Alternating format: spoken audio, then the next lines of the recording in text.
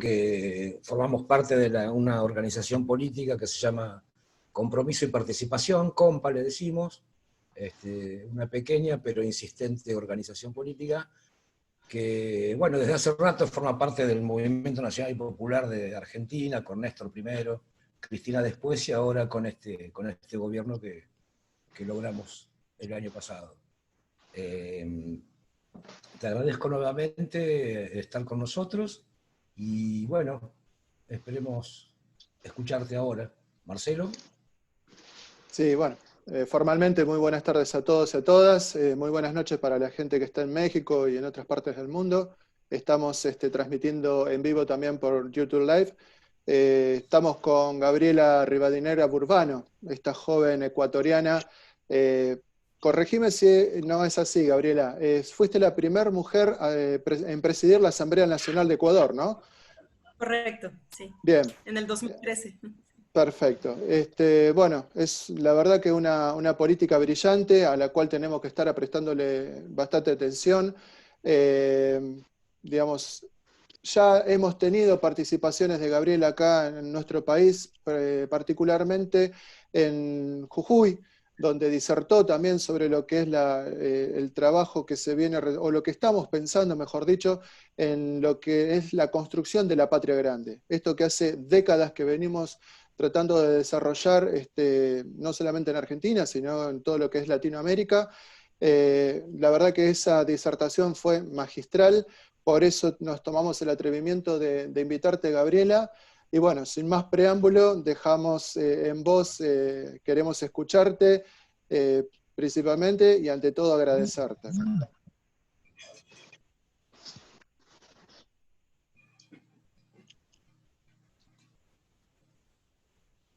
Gracias, Marcelo. Un saludo muy especial, bueno, a todas y a todos los que veo en pantalla en esta sala y a quienes pueden seguir la transmisión en vivo. Bueno, en realidad sí, yo creo que dentro de quienes militamos en el latinoamericanismo, sabemos que la solidaridad es un factor fundamental dentro de nuestros pueblos y especialmente en momentos complejos. Y me acabas de hacer acuerdo, Marcelo, de esa visita en Jujuy, justamente a la compañera Milagro Sala, a la cual respetamos y queremos tanto como tantos aquellos que sufrieron una persecución absurda en el gobierno de Macri y que, bueno, hasta ahora tenemos los rezagos de esa falta de justicia verdadera en los dirigentes y en los líderes de nuestros pueblos. Pero esos son procesos que se construyen y que también son muestras claras de lo que estamos hechos, quienes queremos la transformación y las revoluciones en nuestros pueblos. Y eso es producto de haber ejercido gobiernos y haber demostrado que el progresismo, que las propuestas de izquierda progresista son efectivas al momento de transformar la vida de nuestra gente. Sin duda alguna, la historia en América Latina después de la primera década del siglo XXI y de los gobiernos progresistas en nuestros países, pues nunca será igual. Siempre marcó un antes y un después de la política de nuestros países. Un antes porque ahora ya tenemos un precedente de lo que realmente podemos hacer y también de lo que no debimos haber hecho para no volverlo a cometer. Cristina siempre lo decía, vamos a volver y vamos a volver mejores porque ya sabemos cómo hacer las cosas bien y sabemos que también es lo que no debemos hacer para evitar esos errores y poder crecer más en nuestros proyectos políticos. Y digo el después porque las nuevas generaciones y quienes crecieron con los proyectos de revolución, hoy más que nunca ven y se dan cuenta de esos cambios fundamentales en los sistemas que nos gobiernan. Generaciones que solamente concibieron a Néstor, a Cristina, a Lula, a Evo, a Rafael como sus presidentes y que después de estos años de retroceso, incluyendo, digamos, los 4 años del gobierno de Macri en Argentina, pues justamente significó esa posibilidad de contraste que existe entre lo que hicieron los gobiernos progresistas y lo que hacen los gobiernos neoliberales. Entonces nos encontramos ya con una nueva concepción y un nuevo empoderamiento ciudadano frente al ejercicio de los gobiernos que creemos que es un hecho bastante importante al momento en el que nos encontramos ahora como América Latina. Países sometidos sometidos ante un sistema indiscriminado económico regido por el mercado, por los organismos internacionales de cooperación financiera, que lo que hacen es asfixiar nuestras economías.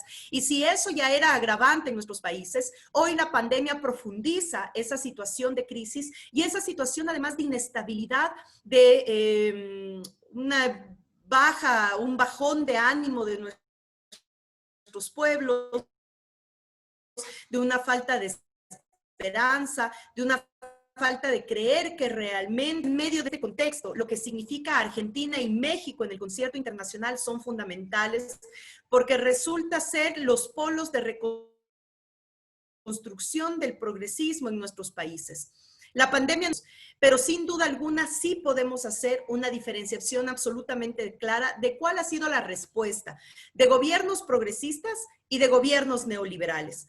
Si es que hablamos por ese lado, los peores gobiernos evaluados en el continente americano a partir de la pandemia es Estados Unidos, obviamente punteando esos indicadores a la presidencia de Donald Trump, Brasil a la presidencia de Jair Bolsonaro y Ecuador a la presidencia de Lenín Moreno. Ahora con resultados muy complejos también en Colombia, Perú y Chile, cuyos indicadores de la pandemia siguen subiendo de manera bastante escalofriante. Pero ¿qué diferencia tienen entonces gobiernos como Cuba, como Venezuela, como Argentina o como México? Más allá de que tengamos grandes diferencias en el ejercicio del gobierno, pues tenemos una similitud y es que ponemos al ser humano por sobre cualquier interés de mercado y cualquier interés del capital. Y ahí tenemos a los gobiernos mejor evaluados durante esta pandemia también en esos indicadores. Entonces ya son cosas prácticas que nos traen justamente a debatir qué es lo que está pasando. Y aquí voy a quitar, por un lado, el momento actual de la Argentina, sí voy a citarla en el momento del macrismo, en el contexto de la persecución política y de la judicialización de la política, que ha sido una nueva herramienta de arremetida neoliberal en nuestro continente.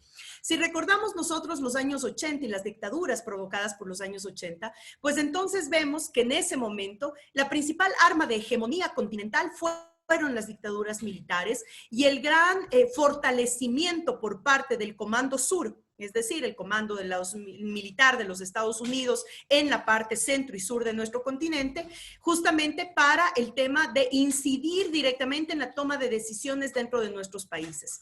En los años 90, con el llamado regreso o restauración de la democracia, pues deciden cambiar la estrategia también, porque obviamente en ese momento ya no era pertinente el tema del militarismo, al menos no un militarismo público. Ya voy a decir por qué me refiero en esta especificación.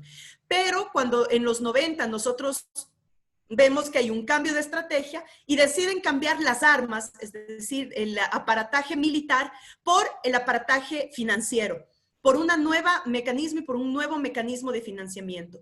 Y es en los 90 que empieza la profundización del sistema neoliberal anclado al formato del Fondo Monetario Internacional y a la famosa receta, que ahora prácticamente ha sido restituida también en muchos de nuestros países al retorno de los gobiernos neoliberales.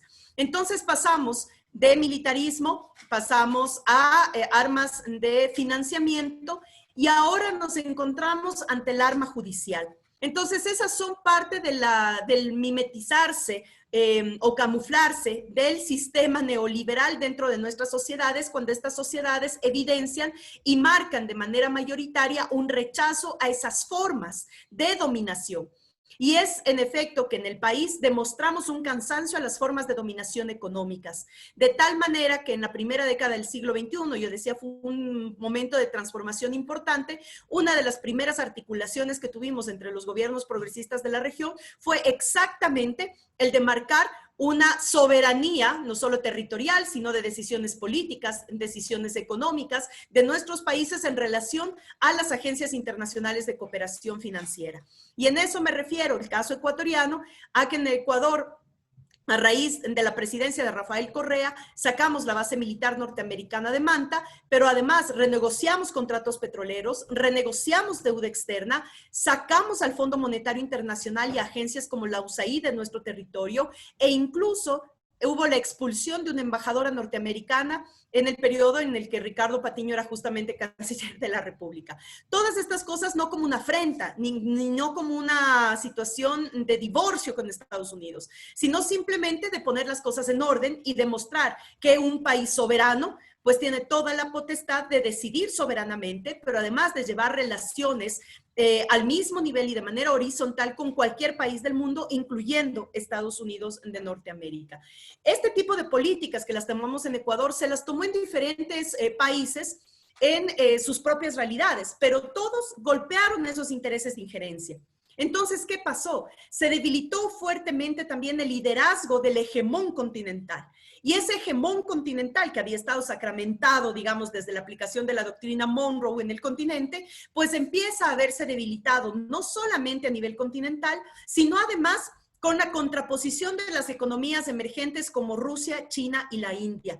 Entonces, hay un sacudón a nivel planetario, hay una nueva reconstitución o conformación de geopolítica, donde todos los países de la parte sur, anclados en organismos como el ALBA, la CELAC, el Mercosur, pero sobre todo la UNASUR, marcaron justamente otro comportamiento no solamente diplomático, sino también comercial, sino también de políticas militares, de seguridad territorial y regional, a través del Consejo de Seguridad de la UNASUR o a través del Consejo de Salud de la UNASUR, ponerle un alto al abuso de las transnacionales farmacéuticas, es decir, una serie de acciones que tomó la UNASUR, que yo digo ahí nos damos un jalón de orejas todos porque no fuimos capaces de socializar adecuadamente los logros de la UNASUR para que todas y todos como ciudadanía ya comprendamos el alcance de la UNASUR, y ese digo es un jalón de orejas para todos, pero realmente lo que hizo la UNASUR fue tener un componente de ruptura frente a esas relaciones diplomáticas y de relaciones internacionales, y como bloque empezamos a negociar con Asia, especialmente con China, Euroasia, especialmente con Rusia, Unión Europea y la cooperación sur-sur, que era nueva para nuestros pueblos, pero que resultó ser una apuesta importantísima al momento de ese establecimiento de relaciones diplomáticas y comerciales. Entonces dimos un sacudón a ese hegemón.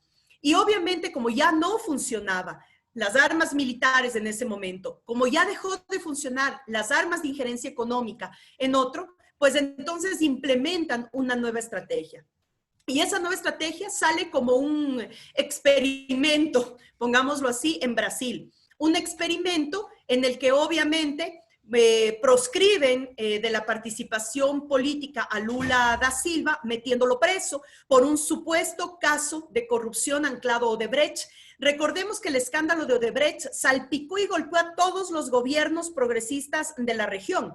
Y coincide, o solamente por recordar, que el caso Odebrecht sale directamente desde Washington. Es en Washington donde sale justamente toda la información de Odebrecht y el supuesto involucramiento de los presidentes progresistas de la región, y por lo que empieza esta suerte no solamente en Brasil, sino como ven que funciona en Brasil, empiezan a irradiarlo en otros países. Entonces, Lula da Silva, que tenía y estaba liderando las encuestas presidenciales, resulta que lo meten preso, ¿quién? El juez Moro, que además, una vez que Jair Bolsonaro, un presidente con el que además empezó una época fascista dentro de la región, gana a la presidencia, el juez Bolsonaro es nombrado ministro de Justicia. Por lo tanto, se consagra justamente ese anillo y ese triángulo de articulación entre el ejecutivo, el poder ejecutivo, las élites económicas y el poder judicial. Y en ese sentido proscriben a Lula. Como eso funciona, implementan la misma estrategia y el mismo formato en Argentina en contra de la compañera Cristina Fernández de Kirchner en su momento. Recordemos la famosa libreta, que fue la principal prueba de supuesta culpabilidad contra Cristina, que no solamente fue difundida en Argentina, sino en todos los medios a nivel mundial. La famosa libreta se hizo famosísima. Bueno, como resultó ahí, digamos, medianamente, porque tenían toda una secuela de judicialización por sobre Cristina, por sobre su familia, sus colaboradores, sus hijos, es decir, una cosa absurda que ya pasó cualquier tipo de delimitación de la ética de la política, pues entonces el mismo formato lo aplican en Ecuador hace 3 años, cuando llega al gobierno el presidente Lenín Moreno. siempre me enfrento a la misma pregunta que para nosotros ha sido muy complicada.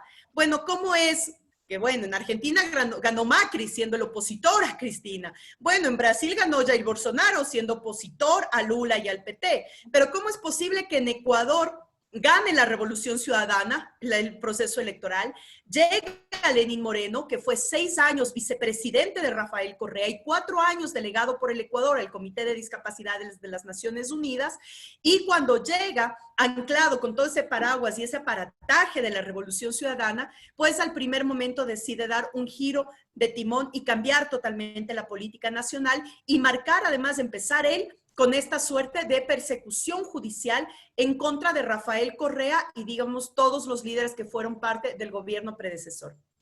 Entonces, en ese sentido, yo les nombraba la famosa libreta, porque resulta que todo el formato, que todos los países y toda la aplicación tienen el mismo formato.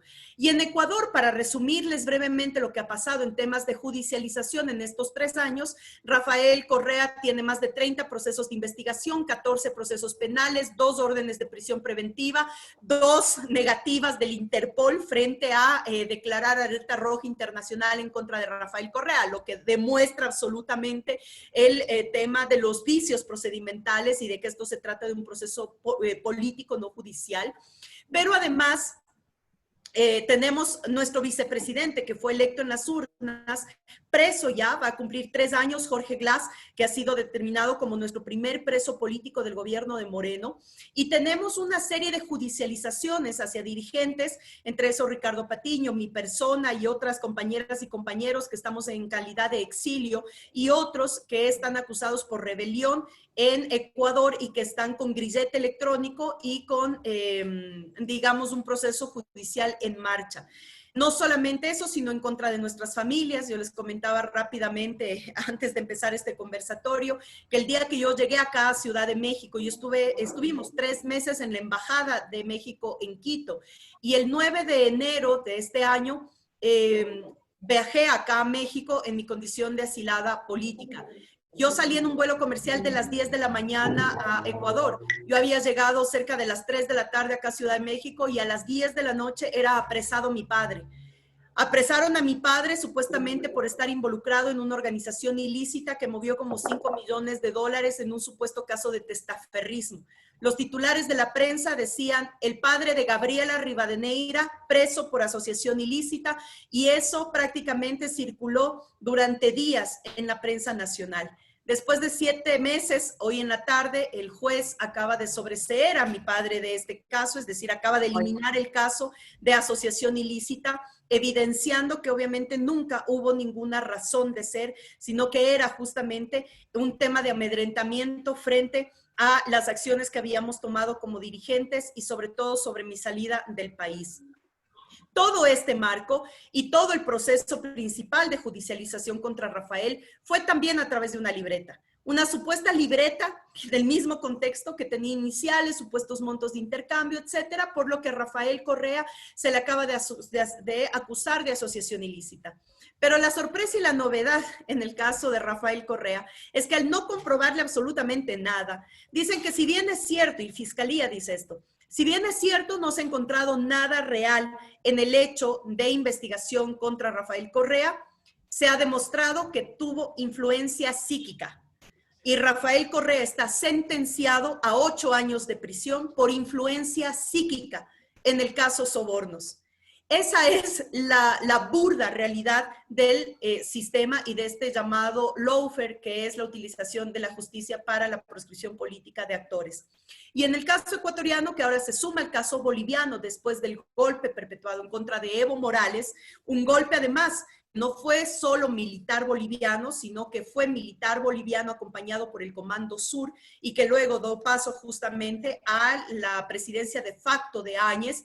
Ahora lo que intentan no solo es proscribir a Luis Arce como candidato presidencial en pleno proceso electoral, sino que además proscribir al partido político del MAS.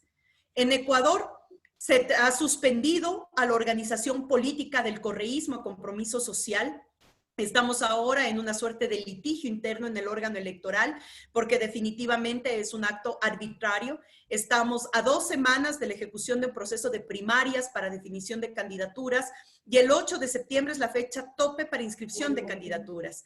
Y en medio de este contexto, a semanas de arrancar con el proceso de inscripción, se suspendió al partido político del correísmo en el Ecuador. Entonces, toda esta suerte y todo este enmarco es como dice, justamente aquí me permito nombrar una frase de Chomsky. Chomsky dice que estamos ante otro fallo masivo y colosal de la versión neoliberal del capitalismo, que además lleva a estados altamente autoritarios y represivos. Y esa es la realidad. Mientras vivimos crisis económica, crisis sanitaria, que ha sido determinada, a mí me gusta mucho una terminología que sale de los compañeros de Bolivia, que es la mordaza sanitaria. Mientras estamos en crisis económica con mordaza sanitaria, pues se implementa a profundidad el sistema de proscripción política a través de la judicialización y también la proscripción partidaria. Ni en Brasil ni en Argentina se atrevieron a meterse con la institucionalidad de la democracia, que es una democracia liberal, que también hay que debatirla mucho, que tanto de vigencia tiene, pero no lograron meterse a esa proscripción partidaria. Pues en Ecuador y en Bolivia lo están haciendo. Y a carta blanca de los organismos internacionales, la OEA, la ONU, entre otros, pues han hecho prácticamente silencio y mutis frente a la situación de vulnerabilidad y de dictadura que estamos viviendo en nuestros países. Más sí, la CIDH ha estado emitiendo algunos pronunciamientos, tanto en Bolivia como en Ecuador, sobre la problemática que estamos atravesando. Son miles de personas fallecidas, no solo por la pandemia, sino por la utilización de la fuerza pública en contra de las manifestaciones y las represiones que están recibiendo nuestros pueblos en las calles, especialmente en Bolivia. Si bien es cierto, en octubre del 2019 en Ecuador empezó una ola de protesta y de movilización frente a las políticas neoliberales que luego dio paso a Chile, a Colombia, a Bolivia, pues en este caso Bolivia en los últimos días se ha estado movilizando de manera masiva, aún con la alerta de la pandemia, pues ha decidido salir a las calles para exigir dar un giro de timón. La represión es brutal y ante eso también que tenemos que estar muy claros que la naturalización que de la violencia, del estado de represión, de la política de terror implementada dentro de nuestros pueblos, están marcando un precedente nefasto para lo que tiene que ser realmente el ejercicio pleno de los derechos y del Estado en vigencia.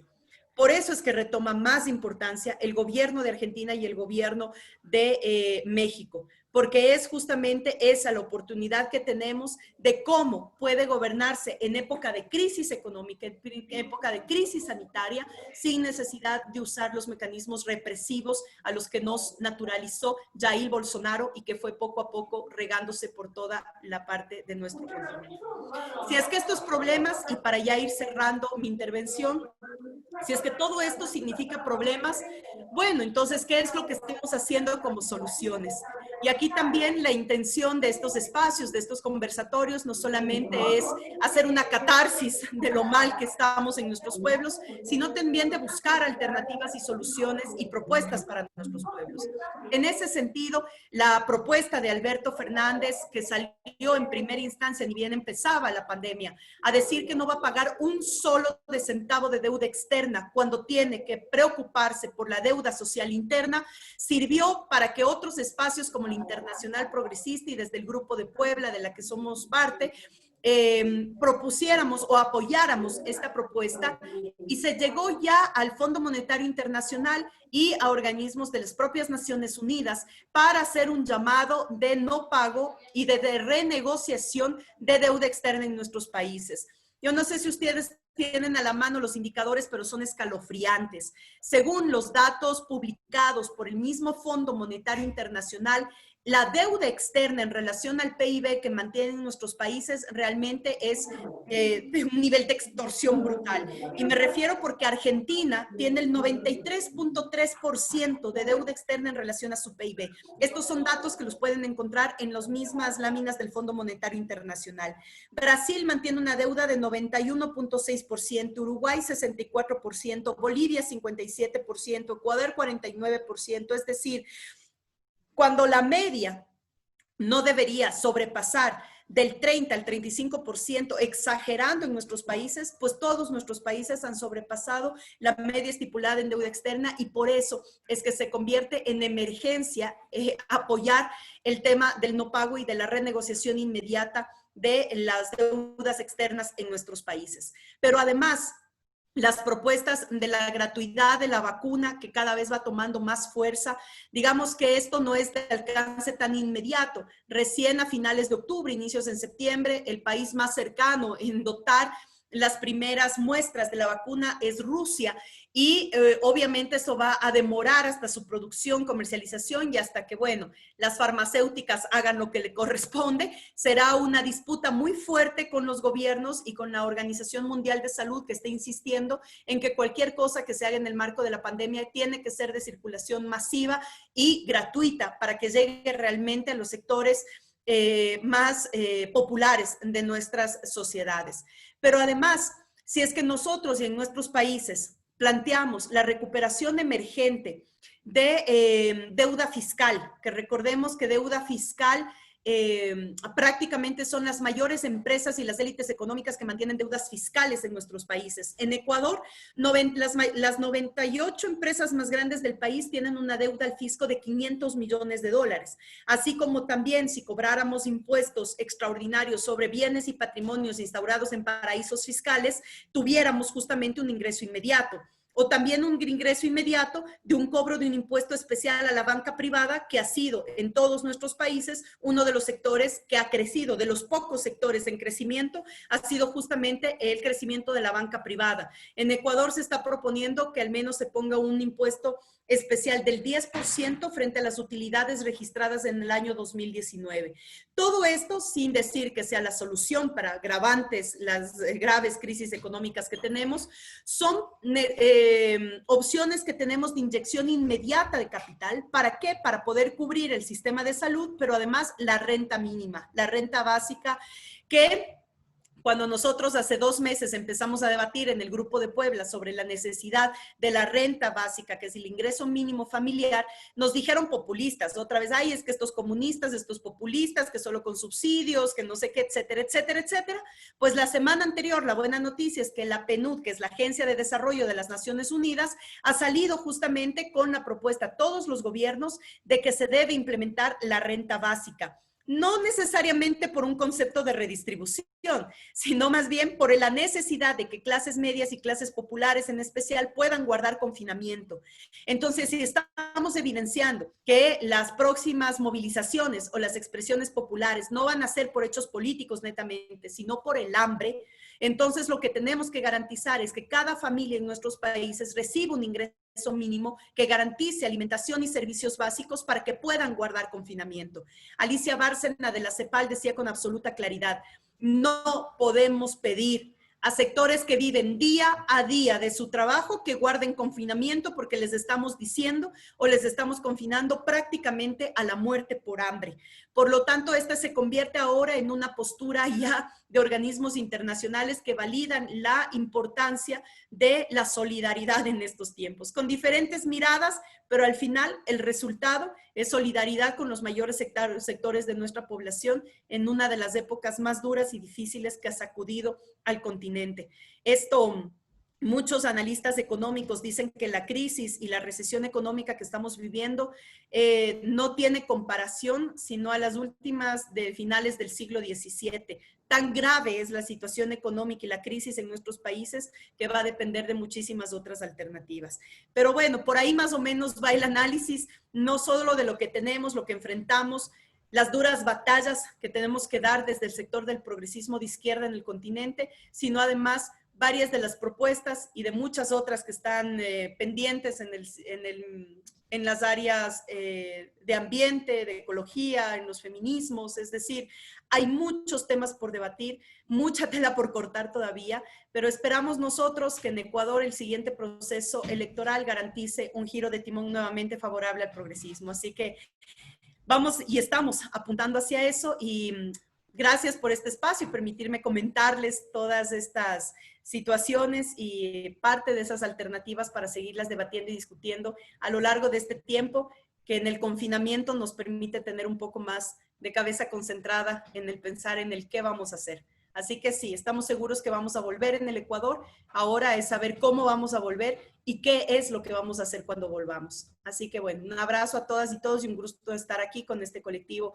de Compa. Un abrazo. Muchísimas gracias, Gabriela. La verdad que un gusto haberte escuchado y una vez más, quien en su momento te pudo escuchar allá por algunos añitos en Jujuy, al lado de la compañera Milagros Salas, volver a refrescarnos todo eso que nos habías planteado en un momento.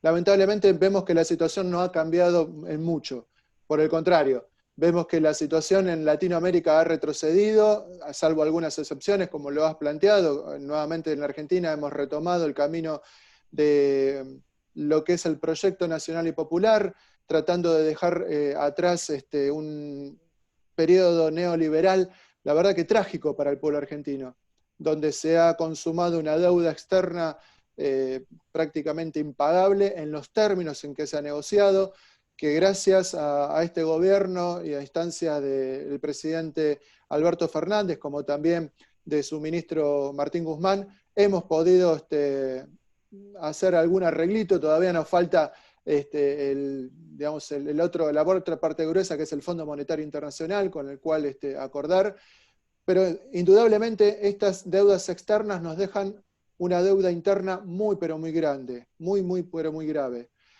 Que así, una vez más, agradecerte, Gabriela. Te traslado dos preguntas que recibimos de compañeros que nos están escuchando. Una de ellas es Michelle, que te pregunta ¿qué estrategia como militancia podemos tomar ante esta represión que se está viviendo en varios países de Latinoamérica? Y lo que plasmabas también hace un ratito. Gracias, Michelle. Y me parece que la primera muestra, insisto, es la solidaridad, pero no solo la solidaridad expresada como tal, sino con hechos concretos, como por ejemplo el tema de la denuncia permanente. Difundir esta información, denunciarla, porque lo peor que podemos hacer es silenciar la información que se está gestando en nuestros países frente a las realidades de nuestro continente. No son hechos aislados. Yo por eso siempre comento lo que nos está pasando como una estrategia colectiva del retorno de un hegemón neoliberal en el continente, porque esa es la forma en la que nos ayuda a comprender que lo que pasa en Ecuador no es aislado, lo que pasó en Argentina no es aislado lo que pasa en Bolivia, y lo que pasa en Ecuador pues puede volver a pasar en Argentina si es que no tomamos y no protegemos los proyectos que estamos llevando en este momento, o va a pasar acá en México si es que no podemos proteger y darnos cuenta de los momentos históricos que estamos viviendo y de ese contexto, además de un contexto relacionado también con la ocupación y aprovechamiento de recursos naturales no renovables, que es otro de los factores claves que tenemos que discutir y debatir mucho en el continente. Pero si nosotros podemos acceder a la información de lo que pasa en Bolivia, de lo que pasa en el Ecuador, de lo que está pasando con los sectores populares y organizaciones sociales en Brasil, en Chile, en Colombia, en Perú, entonces podemos justamente llevar una ola expansiva de información y de difusión para presionar organismos internacionales. Si es que todas y todos guardamos silencio o lo guardamos para la interna de nuestras colectivas, entonces no vamos a conseguir que esa expansión realmente llegue a golpear conciencias de quienes están en órganos internacionales que sí deberían tener otro tipo de reacción frente a lo que está pasando en nuestro continente. Entonces, me parece que esa es una de las formas. Otra es justamente apoyar el tema de las plataformas de comunicación alternativa y medios digitales. Ahora en nuestros países, especialmente frente a estas crisis y autoritarismos, nos hemos encontrado que los medios de comunicación corporativistas siguen haciendo para lo que fueron creados y siguen cubriendo a las élites económicas de nuestros países. Muy poco sale a la luz la información que se está gestando desde las organizaciones progresistas o organizaciones sociales. Eso los encontramos en plataformas digitales de comunicación.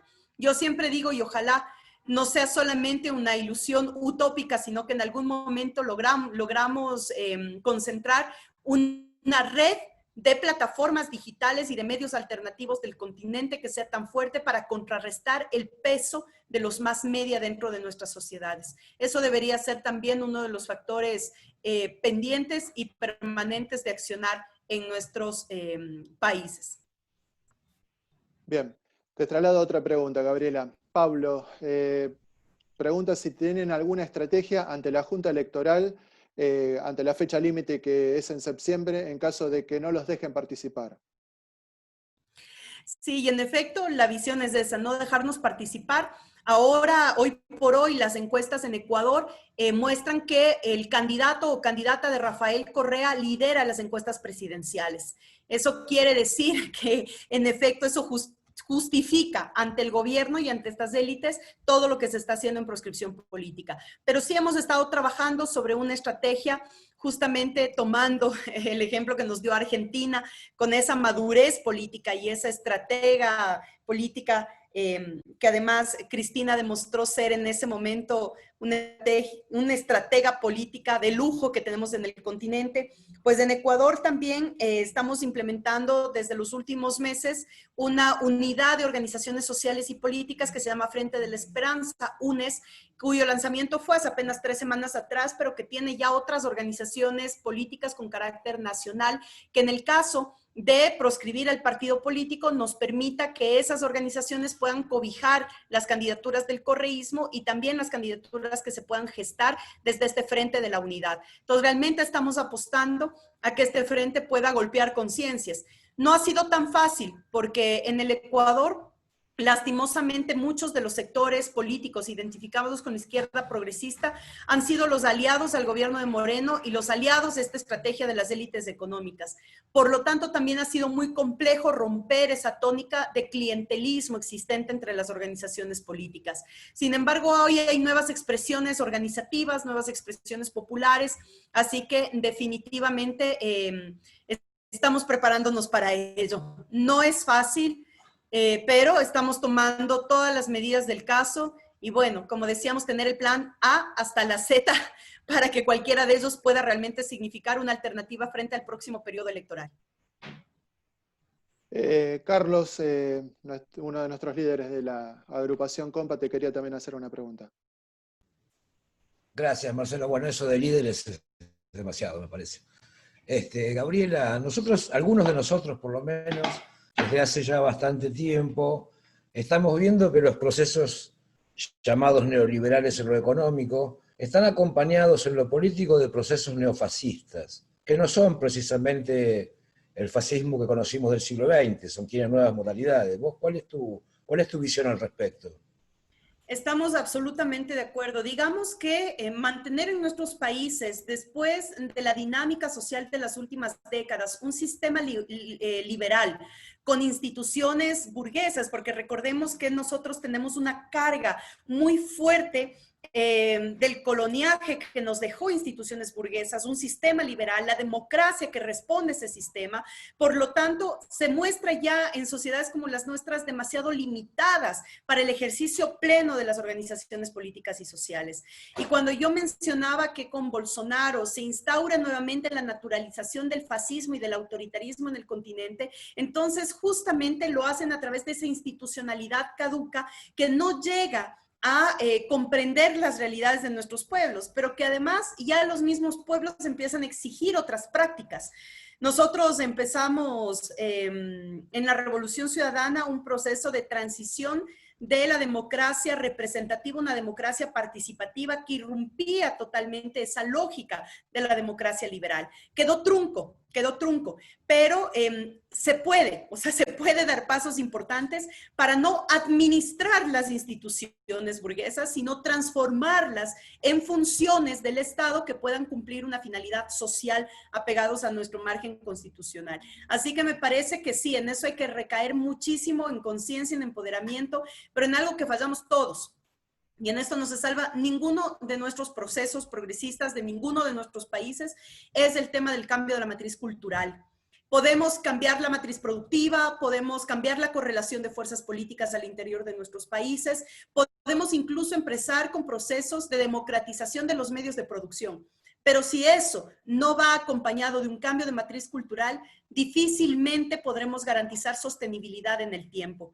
Ahora ya pasamos una primera experiencia de esas transformaciones. Entonces, la segunda experiencia de transformaciones en nuestros países la el cambio de la matriz cultural tiene que ser prioridad. Así que yo le apuesto muchísimo por eso y esperamos que por ahí podamos realmente transitar a otro tipo de institucionalidad que reivindique derechos humanos y obviamente que no naturalice el fascismo ni las muestras autoritarias, porque eso definitivamente debería quedar para nuestra historia arcaica, definitivamente. Ojalá seamos capaces de hacerlo.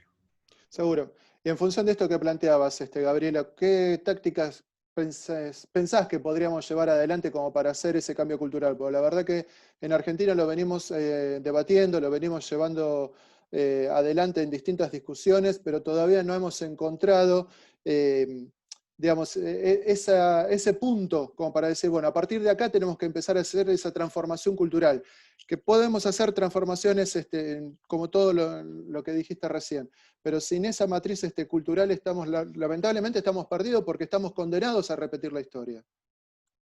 Sí, y ahí los colectivos y las organizaciones políticas tenemos un rol importantísimo. Hoy más que nunca, yo reivindico, aunque muchos me digan que ya deberíamos cambiar los conceptos o lo que sea, bueno, a mí me parece que siempre va a haber formas discursivas de decir las cosas, pero yo me reivindico más que nunca en que este es un tema también de clases, de ubicarnos claramente en una condición de clase. ¿Y por qué lo digo de esta manera? Porque cuando nosotros observamos la condición de clase, podemos fortalecer una identidad y ese instinto de clase que tienen nuestros pueblos. ¿Para qué? Justamente para potenciar esa posibilidad de que el ciudadano y ciudadana que mejoramos nuestra condición de vida, sepamos que este mejoramiento de la condición de vida es por todo el conjunto y el colectivo de las medidas aplicadas para que, si yo estoy bien, el de al lado esté bien. Lastimosamente, nosotros acompañamos la transición de sectores pobres a clases medias. En todos nuestros países se dio producto de la redistribución de la riqueza. Sin embargo, cuando fue esa transición, lo que pasó con esos sectores que pasaron a una clase media no consolidada fue que se insertaron en el mecanismo de consumo. Y cuando nosotros nos metemos al mercado y solamente creemos que el mercado se regula solo y que por lo tanto la oferta y la demanda determina qué comportamiento individual debo tener hacia esa oferta y demanda, pues entonces justamente estamos condenados a repetir la historia y a repetir ese vaciamiento de la representación política y lo que un coterráneo de ustedes, Juan Pablo Feynman, dice con absoluta claridad, los desclasados, y lo que Rafael Correa lo dice caricaturescamente, lo dice la Florinda, ¿no? Doña Florinda de la vecindad del Chavo, es decir, los florindos, los que en el ambiente de pobreza tienen un poquito mejor de condición, pero que creen que pueden tener ese aspiracional deseado por impulso propio y no por el impulso que tenga la colectividad. Esas son las grandes contradicciones que tiene el sistema capitalista del socialista, ¿no? Nosotros desde el socialismo creemos profundamente que el Estado tiene una responsabilidad sobre la generación de políticas para el mejoramiento de la calidad de vida. Por supuesto que hay un esfuerzo individual, siempre lo va a haber, pero por más esfuerzo individual, si tú no tienes políticas a tu alrededor que puedan apoyar ese esfuerzo individual, pues estás condenado a morir en la pobreza. Y eso es lo que deberíamos justamente socializar y compenetrarlo mucho dentro de nuestras sociedades. Ahora que el sistema capitalista nos volvió a convencer de que mientras los que más acumulan está bien, porque si hay un sector que acumula capital por efecto cascada, cae, gotas, ese efecto goteo que cae a las mayorías y a los sectores pobres, porque si hay un sector que acumula tanto, obvio algo llegará a los últimos quintiles de nuestra sociedad.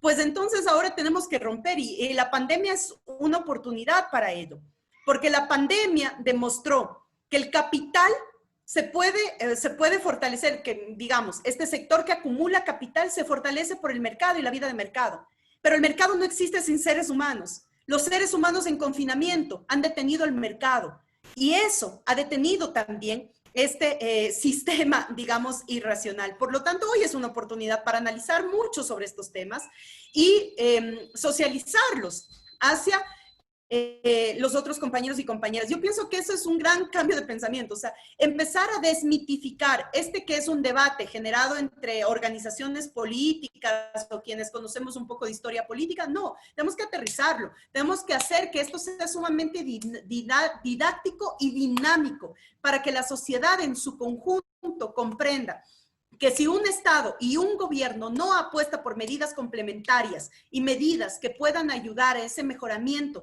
de la calidad de vida, pues nada podrá hacerse posible y seguirá siendo el esfuerzo individual de muy pocos los que lleguen realmente a tener otro estatus y otra condición de vida dentro del sistema. Así que me parece que hay que polarizar estas discusiones y hay que polarizarlas de tal manera que gráficamente podamos comprender cómo funciona el sistema y la necesidad de romper el sistema desde una nueva práctica cultural. Y ya yendo a lo práctico, en esto hemos aprendido muchísimo durante décadas. Yo recién cumplí 37 años, pero vivo militando ya más de 20 años. Y tenemos una gran herencia argentina, chilena, en la música, en el teatro, en la poesía, en la literatura. Siempre las manifestaciones artísticas van a ser una herramienta válida, viable y muy sensible para esta nueva concepción y este trabajo social, ¿no? Sin sensibilidad no podemos avanzar, y eso también es algo que nos caracteriza, que somos muy, muy latinos justamente por eso, pues porque somos re pasionales, re sentimentales, y a veces Chantal Mouffe dice mucho esto, ¿no? Chantal Mouffe dice que uno de los errores del sistema como tal, cuando se mira de manera fría, es no comprender que los latinoamericanos somos latinoamericanos y que por ende nos mueve otras cosas.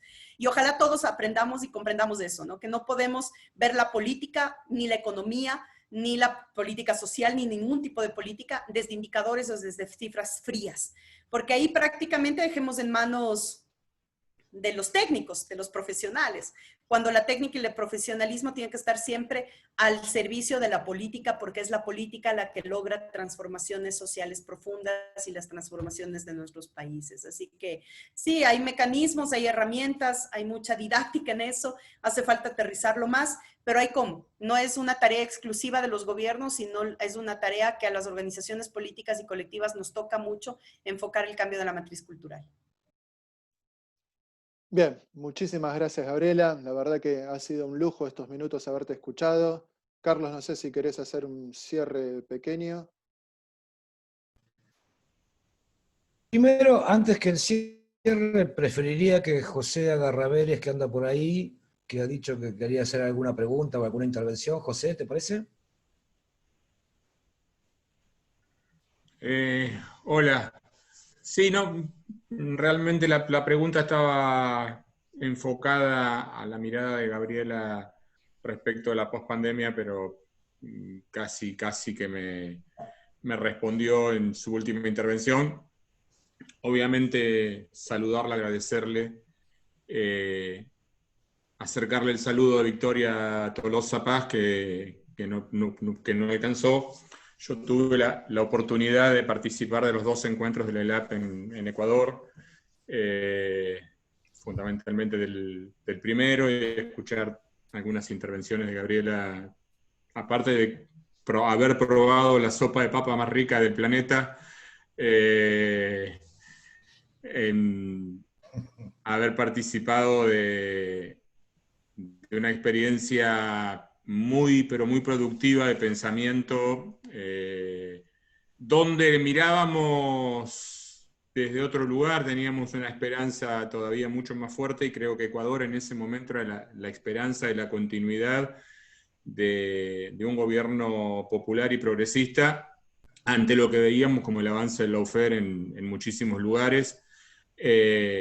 Por ahí me permito, para mí, creo que el lawfare empieza por ahí en un país un poco más chico que Brasil, pero la primera embestida es sobre Lugo, luego viene con la caída de Lugo, luego viene lo de Lula.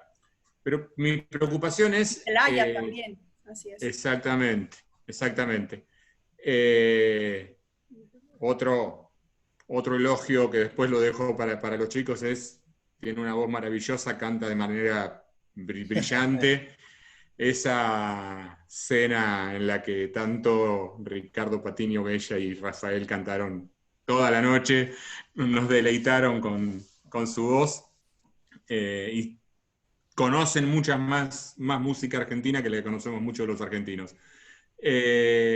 Respecto de la pandemia o de la pospandemia, mi preocupación tiene que ver con que cuando iniciamos el confinamiento, lo iniciamos creyendo que íbamos camino a que íbamos a salir todos mejores, más buenos, con un pensamiento mucho más claro respecto de lo que significaba el capitalismo, y en el transcurso de la pandemia, por lo menos desde aquí, yo creo que quienes más se están fortaleciendo justamente son las grandes empresas. Yo creo que va a haber un shock muy fuerte desde el proceso del capital, donde las desigualdades se están ensanchando mucho más, la pobreza está haciendo estragos en países fundamentalmente como los nuestros, y ahí, yo no sé si vos por ahí seguramente lo podrás explicar mejor, pero yo no veo una estrategia muy clara respecto de aquellos que tenemos una mirada de la injerencia del Estado y de la importancia del Estado en la resolución de los conflictos y de los problemas sociales, creo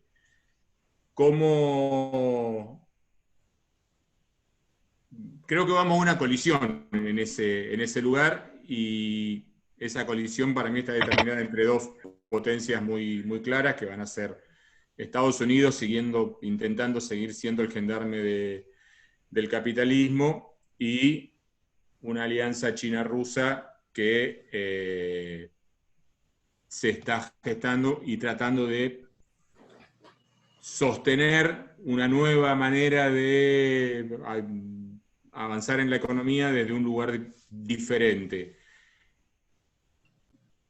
¿Cuáles son las chances que tenemos en América Latina de poder avanzar hacia un espacio? Porque salvo Argentina y México es muy difícil hoy pensar, bueno, lo de Lula puede ser posible, pero es muy difícil pensar en una recuperación de lo que vos decías que era la UNASUR, la cuarta economía del mundo en su momento, por nivel de consumidores. ¿Cómo llegamos a poder equilibrar las grandes diferencias que fue dejando la pandemia en esta etapa? Perdón por lo extenso.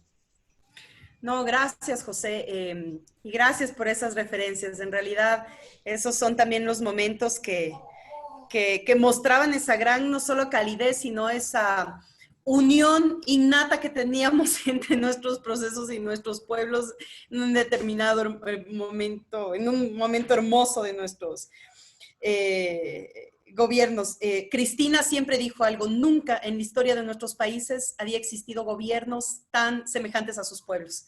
Y yo creo que eso era una realidad, y así eso tenemos que volver, ¿no? Y si bien es cierto el tema de tener Argentina y México, que aparecerían como polos, digamos, en solitario, hay que ver que también esa es una expresión que puede ser, digamos, aprovechada en el mejor de los términos en la reconstitución de esta lógica integracionista en los próximos periodos electorales. Vienen 3 procesos electorales en la región. Y por eso es que vemos que la arremetida es muy fuerte, ¿no? Esto incluso con una interferencia directa del gobierno de los Estados Unidos y de Trump. Para buena noticia, no sé cómo estén los indicadores o si tienen estos números en Argentina, pero en Ecuador, recientemente se hizo una encuesta por parte de CELAC, que está publicada en la página de CELAC, y el rechazo de Moreno, que supera el 80% de rechazo, es el mismo indicador de rechazo a Trump. O sea, cuando a la gente se le pregunta qué piensa de Donald Trump, Trump en el Ecuador tiene más del 80% de rechazo.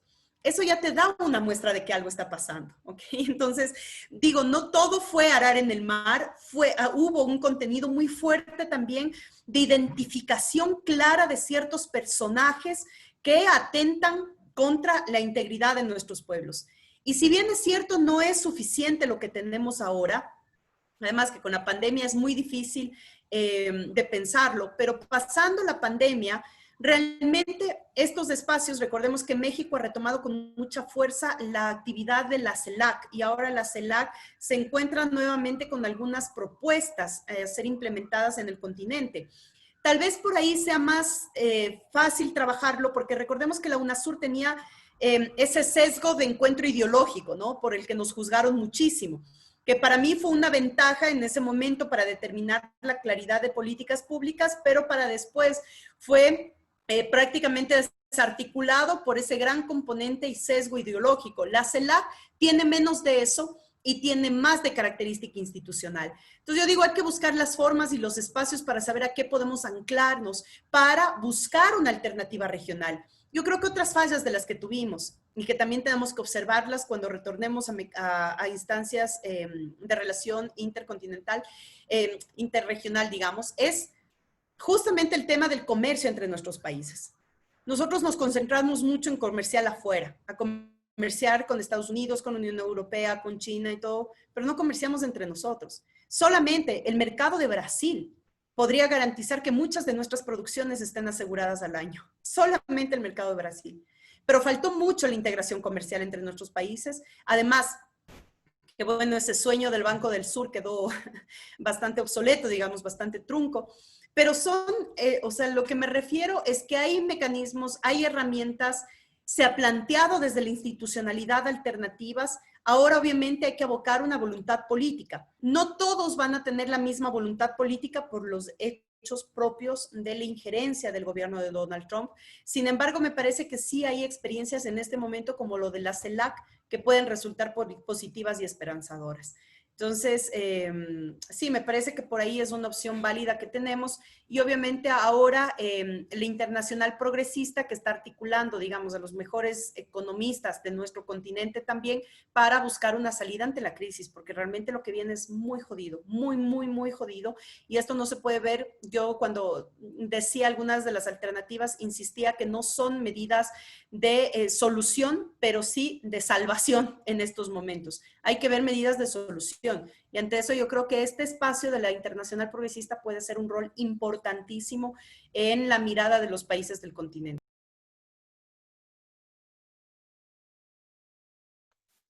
Bien, muchísimas gracias. ¿Alguno tiene alguna otra pregunta que quiera hacerle a Gabriela como para ya ir cerrando?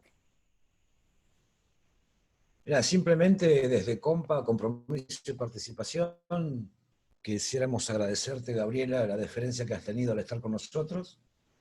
Y creo que nosotros, por lo menos desde COMPA, reivindicamos siempre aquel eje Chávez, Correa, Morales, el socialismo del siglo XXI, que si bien hay que reconfigurar, creo que es el camino que debemos reiniciar, que ya tiene sus antecedentes allá atrás con María, luego el intento de Salvador Allende, y bueno, ahora lo tenemos a Álvaro García Linera con que es un marxista latinoamericano, digamos, ¿no? Y que sin proclamar nada de eso lo practica y lo dice en forma permanente. Creo que también tenemos que dejar, por lo menos hablo desde Argentina, dejar de pensar que la cuestión de las clases es un prejuicio marxista, porque en realidad el concepto de las clases viene mucho antes del nacimiento de Marx. Pero bueno, así nos lo han inculcado, es el cuco, el comunismo, el populismo, todas esas estupideces que se dicen, y que prenden en una porción muy, muy importante de la población. Creo que tenemos creo yo que tenemos, por lo menos en nuestro caso, lo que queremos es continuar ese camino, revisitarlo, reconfigurarlo, pero seguir adelante y no tener miedo, o más que miedo, no sé qué es lo que tienen un prejuicio cuando hablan, por ejemplo, de la complejidad del contexto, de lo que están hablando es de la dominación de clase. Esa es la complejidad del contexto, no es otra. Y bueno, me parece que no hay que tener miedo de decirlo, hay que dejar de decir metáforas y llamar a las cosas por su nombre, porque al menos en Argentina lo que es evidente es la dominación de clase. No hay otra cosa que no sea eso. Y eso es el neoliberalismo económico y eso es el neofascismo político. Pero bueno, a veces uno que no está en ninguna posición de gobierno puede decirlo fácilmente, pero me parece que deberíamos ser un poco más audaces. Eso, Gabriela, muchas gracias por tu participación en este Zoom. Gracias, Carlos. Gracias, Marcelo. Un abrazo muy, muy grande a todas y todos ustedes. Hasta una próxima. Y que bueno, pase todo esto para vernos allá. Un abrazo fuerte. Seguramente. Cuídense mucho. Y Adiós. nos ponemos a tu disposición. Gracias.